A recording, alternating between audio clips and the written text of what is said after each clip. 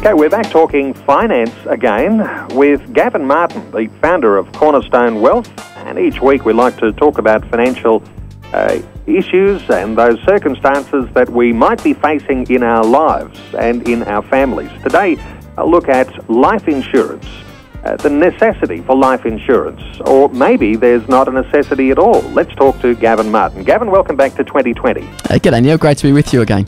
Gavin, just last week, I think it was, we were talking about what happens if you've got a will, and we mentioned that even when you're really young, as soon as you get a job and you start paying some superannuation, the likelihood is that you might actually have some units of life insurance included, and there is an issue there with your will. But let's talk about life insurance today. How important is it for people to have life insurance, particularly in the case of if you've got a family? Yeah, in the case of having a family and obligations in terms of whether it's a mortgage or whether it's looking after children, the importance of life insurance is really high, and something that I think you should consider or review on a regular basis, if not annually, every couple of years.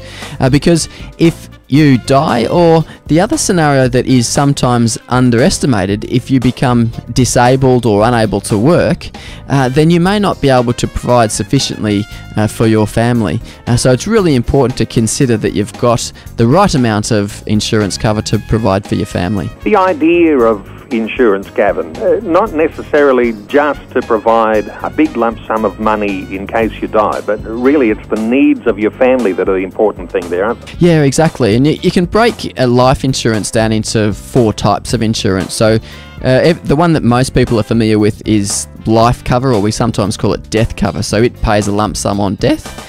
The other one that's the one that sometimes gets a little bit left out of the picture is total permanent disability insurance. So if you become disabled and unable to work, then it will pay out a lump sum whilst you're still alive, but to help you with your disability. The benefit of that is that if there's, say for example, a non-working spouse who's looking after the children for that period, if they become ill and need to be cared for by the other working spouse, and the working spouse then needs to stop work, he can't claim his insurance, so you need to actually have some cover on the non-working spouse, and that's where the total permanent disability cover can be quite valuable. The third type of cover is income protection cover, so it will pay 75% of your salary if you're unable to work for maybe between 2 years and up to age 65, depending on the policy. Those 3 types of insurances you can get generally through your superannuation fund, and then there's a final one that's not available through super, which is called trauma, and that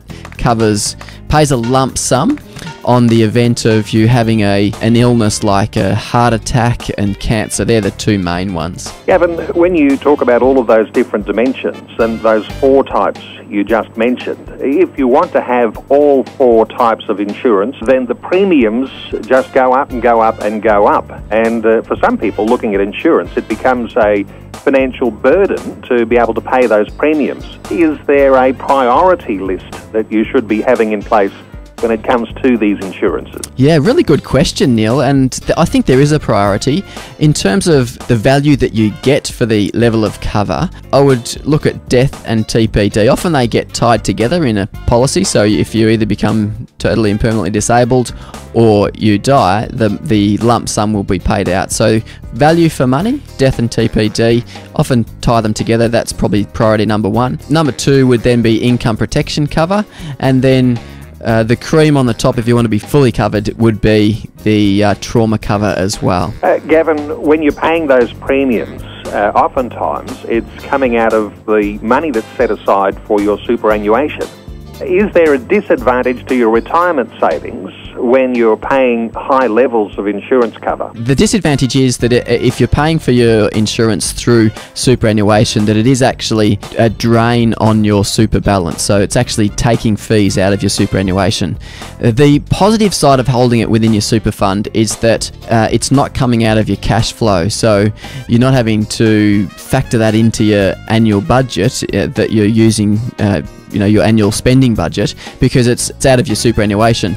And the second benefit of having it through your superannuation is often you can get group cover. So it's a large number of members have within your super fund, and therefore the costs of it are able to be contained or a lot lower than if you go to a retail insurance policy. And so far as insurance companies go, Gavin, I don't think we've seen too many go broke, but is it a wise thing to have all of your insurances with one company, or should you actually spread the risk with those insurance companies? That's a very good question. The challenge, I think, there is that you try and match your particular circumstances to the underlying product. So if you've got a particular illness, for example, that's preventing you from getting cover, there are particular insurance organisations that are going to be best suited for you. But what happens most of the time is that you get more cover for less cost if you do it all together in the one policy or with the one insurer. So that's more often the case, that you're going through the one insurer and you're not diversifying through across a number of insurers. But I guess from an Australian perspective, there are lots of prudential requirements for those insurers to have in place so that they don't go belly up and then people aren't covered.